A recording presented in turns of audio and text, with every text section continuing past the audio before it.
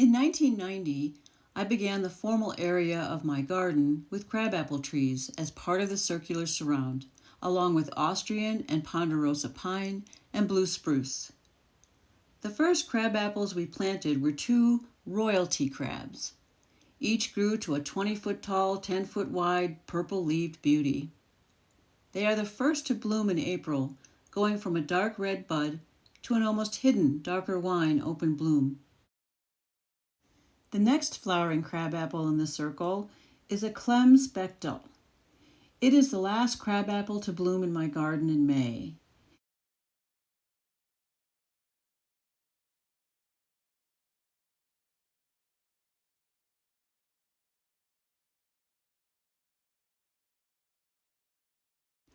It has shaggy bark, and because it's not harmed by early freezes, the bees pollinate it, providing crabapples for the birds.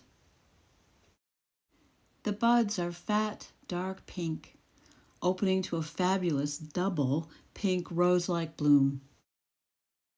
Here it is, in its last days of faded glory. Finishing up the half circle are two floribunda crabs. They bloom along with the royalty crabapples and sometimes produce tiny fruits, but they are also affected by the early freezes. The buds start out dark red and open to a light pink, almost white bloom.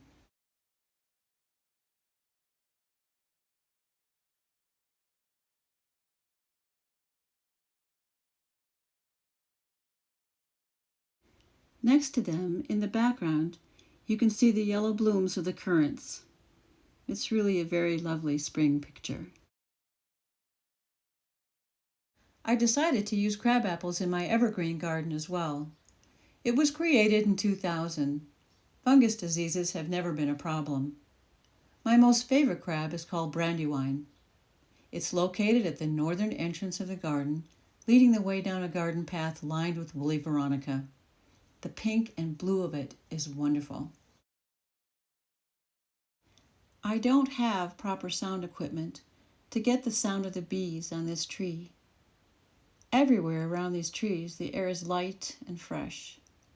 I think these pictures can help you imagine, though.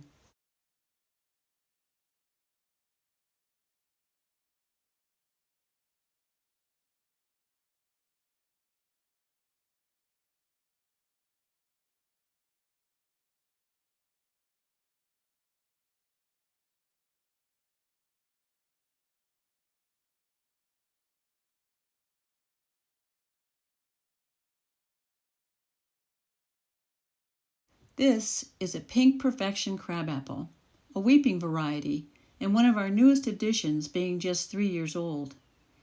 Its dark pink blooms have yet to produce any tiny berries. It blooms in late April. It should fill in this space nicely. The tree on the left is an Adam's crab. The tree on the right is the pear tree Ricky and I planted in 1973. The evergreen area was our old orchard.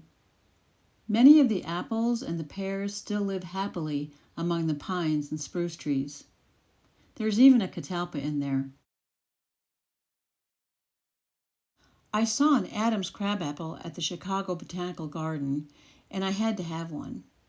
It's beautiful in all seasons and turns orange and yellow and red in fall. It produces small fruit that stays on the tree in winter. It's lovely. Further down the path, and opposite of the Bechtel, are the prairie fire crabs.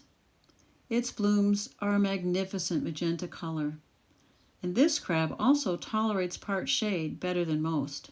I saw a row of these planted at the Minneapolis Landscape Arboretum, and it took my breath away. The ground cover below is donkey tail euphorbia, blooming at the same time and beautifully contrasting with the magenta bloom of the crab.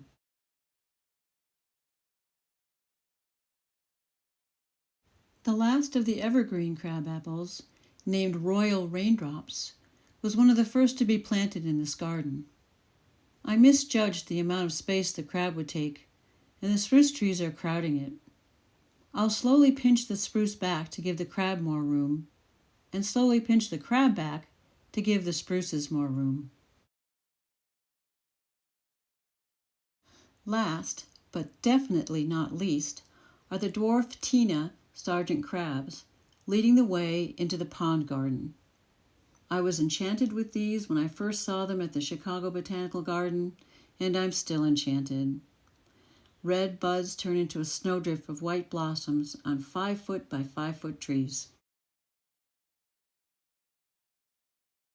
We no longer sell crabapple trees, but the nurseries in town carry them, and you can also get them online.